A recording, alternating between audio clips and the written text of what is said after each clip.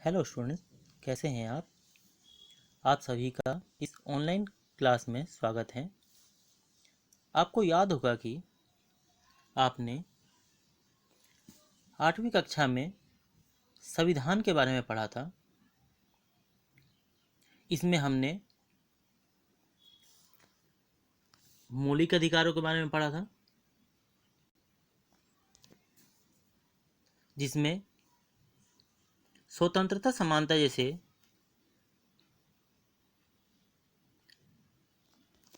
अधिकारों के महत्व को जाना था। साथ ही इसके महत्व को समझा था।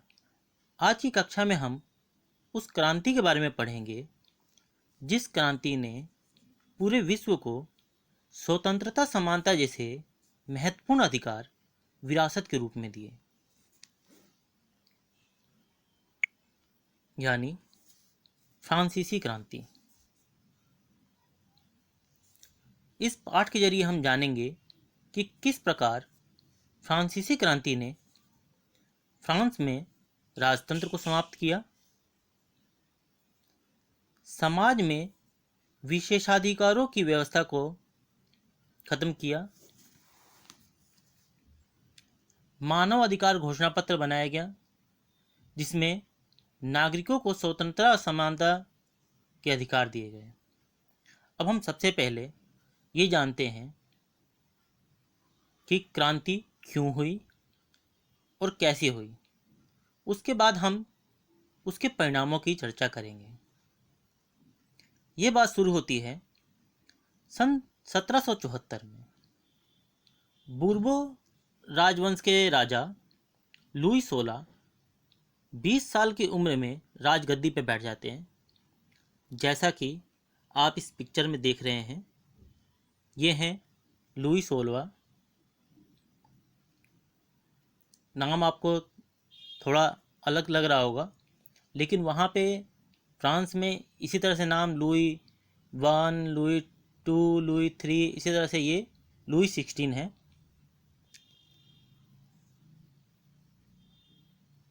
राजा लुई 16 का जो विवाह ऑस्ट्रिया की राजकुमारी, जैसा कि आप पिक्चर में देख सकते हैं, ये है ऑस्ट्रिया की राजकुमारी मैरी एंटोनेट से हो जाता है। लेकिन इस समय फ्रांसीसी समाज की परिस्थितियां कुछ अलग होती हैं। फ्रांसीसी समाज में कई सारी समस्याएं होती हैं। आइए इन समस्याओं की चर्चा करते हैं, और यही सारी समस्याएं बाद में क्रांति का कारण बनी। इस क्रांति के कई कारण थे, जैसे सामाजिक कारण। सामाजिक कारण में पहला कारण जो था वो है सामाजिक भेदभाव। समाज में महिला और पुरुषों को समान अधिकार प्राप्त नहीं थे। साथ ही समाज में सामंतवादी व्यवस्था थी। सामंतवादी व्यवस्था अर्थात समाज 3 वर्गों में बटा हुआ था। जैसा कि आप इस व्यवस्था को देख सकते हैं, सामंतवादी व्यवस्था को। फ्रांस में इस सामंतवादी व्यवस्था का शीर्ष पर सम्राट लुई 16 था। इस समाज को 3 वर्गों में बांटा गया था। प्रथम स्टेट, जिसमें पादरी वर्ग आता था। पादरी वर्ग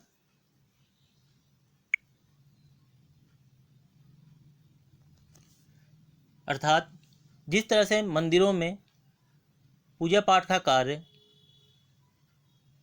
पुजारी द्वारा किया जाता है, उसी प्रकार चर्च में ये कार्य पादरी द्वारा संपन्न होता है। द्वितीय स्टेट में कुलीन वर्ग था। कुलीन वर्ग से हमारा अभिप्राय फ्रांस के संपन्न लोगों से था, जो आर्थिक दृष्टि से बहुत ज़्यादा संपन्न थे, जिसमें राजशाही परिवार के सदस्य भी आते थे। तृतीय स्टेट, इसमें बड़े व्यवसायी, व्यापारी, अदालती कर्मचारी, वकील, जिसके आप फोटो भी देख सकते हैं, किसान, कारीगर, छोटे किसान, भूमिहीन मजदूर, नौकर आदि आते थे। यहाँ समाज में प्रथम और द्वितीय वर्ग को कुछ विशेषाधिकार प्राप्त थे, यानी पादरी वर्ग और कुलीन वर्ग को कुछ विशेषाधिकार थे। जैसे पादरी वर्ग और कुलीन वर्ग, ये दोनों ही तृतीय वर्ग से, यानी तृतीय स्टेट से कर लेते थे। साथ ही पादरी वर्ग और कुलीन वर्ग, इन दोनों को ही कर से छूट मिली हुई थी, यानी इन्हें कोई कर नहीं देना पड़ता था। ये टाइड और टाइल लिया करते थे। टाइड अर्थात ये एक प्रकार का, जैसा कि आप देख सकते हैं, टाइड एक प्रकार का धार्मिक कर था जो चर्च द्वारा लिया जाता था। ये जितनी भी फसल तृतीय वर्ग जो उगाते थे, कृषि करते थे, उसका 10% ले लिया जाता था। दूसरा कर टाइल था। ये कर सीधे राज्य सरकार को दिया जाता था, जैसे कि इस समय इनकम टैक्स है, जो प्रत्यक्ष कर है, सीधे सरकार को दिया जाता है। उसी प्रकार उस समय टाइल था, ये कर सीधे राज्य सरकार को दिया जाता था। अर्थात प्रथम स्टेट और द्वितीय स्टेट द्वारा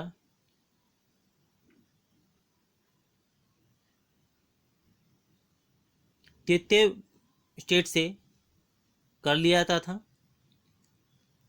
इससे भी बड़ी समस्या ये थी कि प्रथम स्टेट और द्वितीय स्टेट, जिनकी आबादी मात्र 10% थी, यानी इन दोनों को मिलाकर अगर आबादी को देखा जाए तो मात्र 10% थी, लेकिन इनके पास जो कृषि योग्य भूमि पर अधिकार था वो 60% था।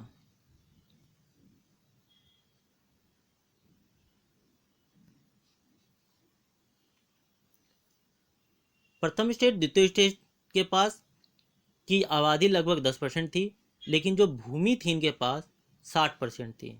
जबकि तृतीय स्टेट, इसकी आबादी 90% थी, लेकिन इनके पास जो भूमि थी वो केवल 40% था।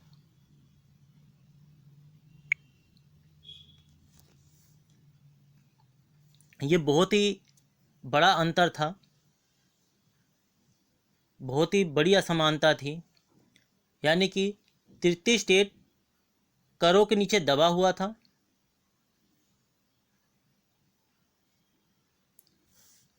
जो बाद में क्रांति का कारण बना। अब हम बात करते हैं इससे अगली समस्या की, यानी राजनीतिक कारण की।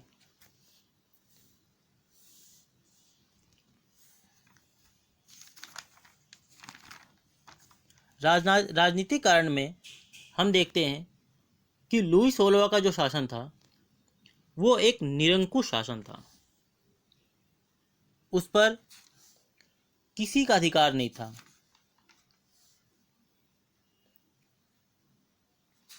वो कोई भी निर्णय खुद से लेता था और उस निर्णय के लिए किसी को के प्रति वो जवाबदेह नहीं था।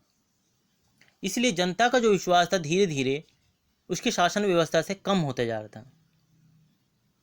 साथ ही लुई 16वां की जो विस्तारवादी नीति थी उसने फ्रांस को युद्धों में झोंक रखा था, जिससे फ्रांस को भारी आर्थिक क्षति हो रही थी। साथ ही साथ उसके नागरिकों की, उसके सैनिकों की जान माल का भी नुकसान हो रहा था।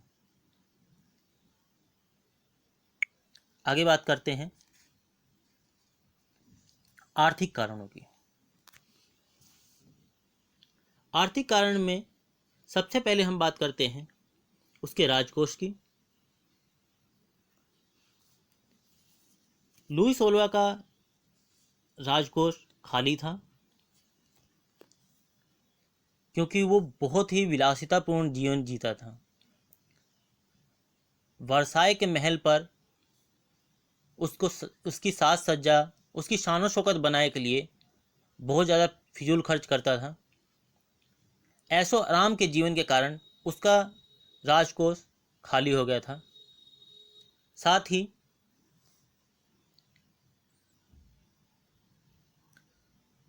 एक वजह युद्ध भी थी। ब्रिटेन का भारत की ही तरह अमेरिका पर भी कब्जा था। फ्रांस ने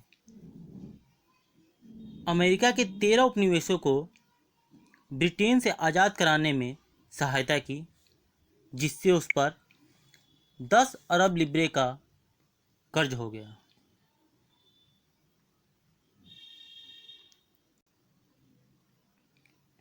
जबकि उस पर पहले से ही 2 अरब लिब्रे का कर्ज था, यानी अब उस पर 12 अरब लिब्रे का कर्ज हो जाता है। लिब्रे लिब्रे क्या होता है?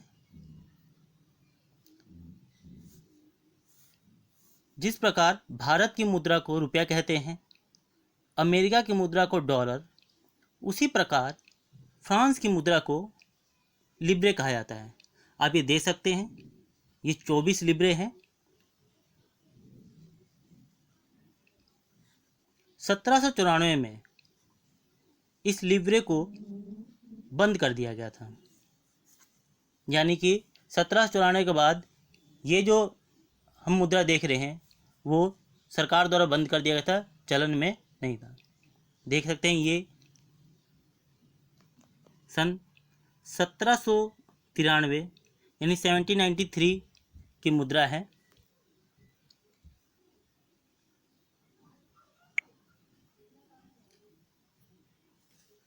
साथ ही इस समय जीविका संकट थी, यानी जनसंख्या में वृद्धि हो गई थी। सूखा पड़ना और ओले गिरने के कारण फसलों का जो उत्पादन था वो कम होता जा रहा था, जिससे दिन पर दिन महंगाई बढ़ते जा रही थी। लोग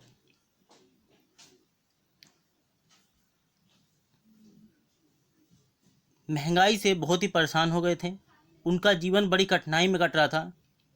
उनके लिए पाव रोटी खरीदना, जो वहाँ का मुख्य भोजन था, बहुत ही मुश्किल हो गया था। वहाँ की जनता बहुत ही कठिनाइयों में अपना जीवन व्यतीत कर रही थी। इसके साथ ही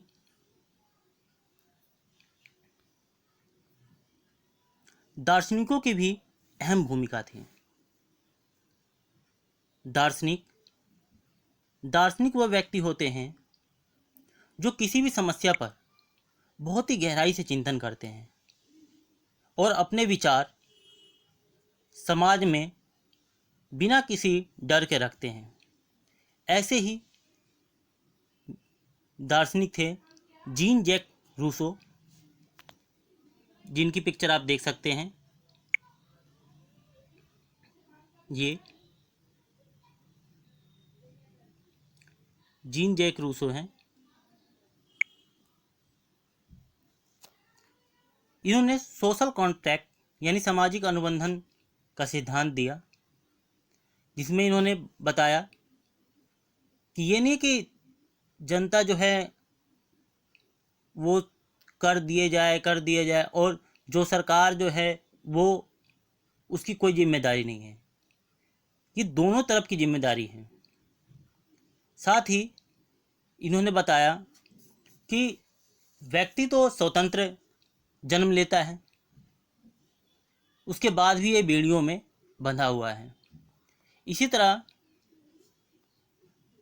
दार्शनिक जॉन लॉक, जिन्होंने टू ट्राइटेज ऑफ गवर्नमेंट लिखी, उसमें इन्होंने बताया कि शक्तियाँ किसी एक के पास नहीं होनी चाहिए, केंद्रित नहीं होनी चाहिए। अगर एक व्यक्ति के पास शक्ति होगी तो अपनी मनमानी करने लगेगा। इसीलिए शक्तियाँ जो हैं वो बटी होनी चाहिए। इस तरह के जो विचार थे, जिसने समाज में व्याप्त असमानता के विरुद्ध, राजा की निरंकुश शक्तियों के विरुद्ध अपने विचार समाज के सामने रखे, जिससे समाज नागरिकों के अधिकार के प्रति जागरूक होने लगा और लुई सोलवा के विरुद्ध हो गए।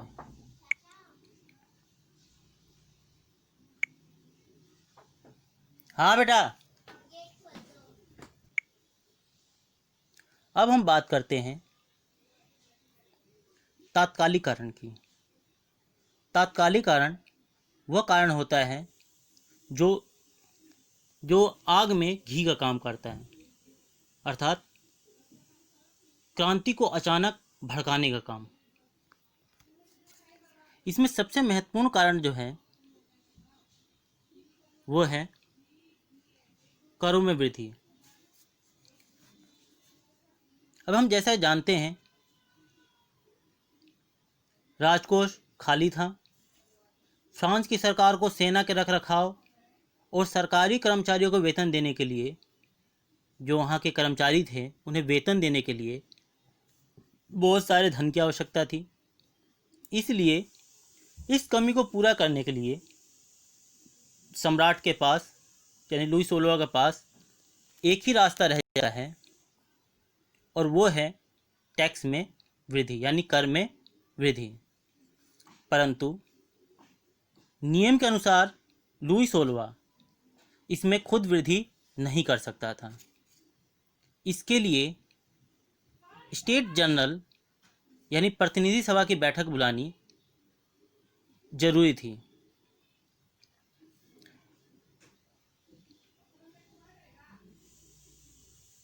ये कुछ वैसा ही था जैसे भारत में कोई कानून बनाने के लिए संसद की बैठक होती है।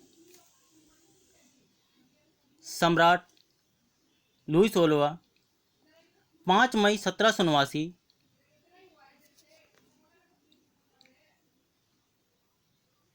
5 मई 1789 को स्टेट जनरल की मीटिंग बुलाते हैं, जिसमें तीनों स्टेट के प्रतिनिधि शामिल होते हैं।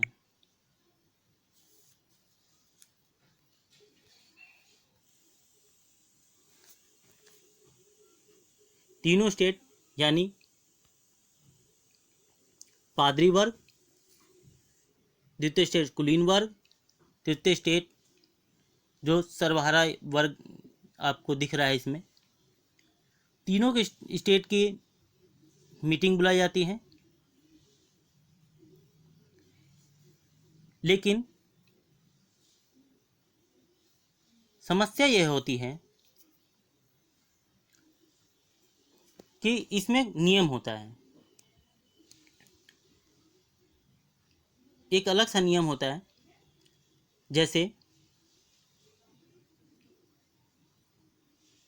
जो प्रथम स्टेट है उसके 300 प्रतिनिधि इसमें शामिल होते हैं,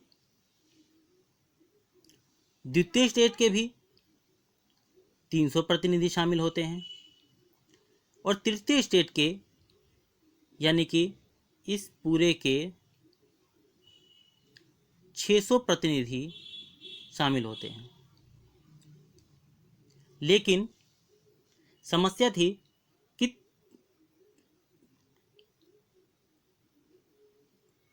प्रथम स्टेट का भी एक वोट माना जाएगा, द्वितीय स्टेट का भी एक वोट माना जाएगा, और तृतीय स्टेट का भी एक ही वोट माना जाएगा।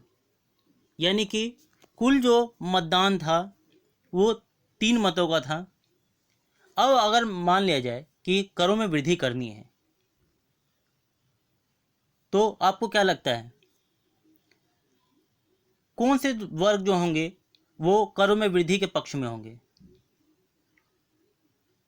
आप देख सकते हैं पादरी वर्ग और कुलीन वर्ग दोनों ही कर लेते थे, जबकि उन्हें कर देना नहीं पड़ता था। इसलिए ये दोनों वर्ग मिलकर 2 वोट हो जाते हैं इनके, जबकि इस पूरे वर्ग जिसकी संख्या 600 थी, प्रतिनिधियों की संख्या 600 थी, उनका केवल एक ही मत माना जाता है। ये कहीं ना कहीं असमानता पर आधारित वोटिंग थी। इसलिए तृतीय स्टेट के प्रतिनिधि मतदान प्रक्रिया में बदलाव की बात करते हैं। वह व्यक्ति आधारित वोटिंग की बात करते हैं कि आपके भी 300 लोगों का वोट हो, आपके भी 300 लोगों का वोट हो, और हमारे भी जो 600 लोग हैं ये भी इस वोटिंग प्रक्रिया में, मतदान की प्रक्रिया में भाग लें, और बहुमत से जो भी परिणाम आए उसको स्वीकारा जाए। परंतु सम्राट, प्रथम स्टेट और द्वितीय स्टेट इस बात का विरोध करते हैं। अतः तृतीय स्टेट के प्रतिनिधि इस सभा का विरोध करते हुए इससे बाहर निकल आती हैं।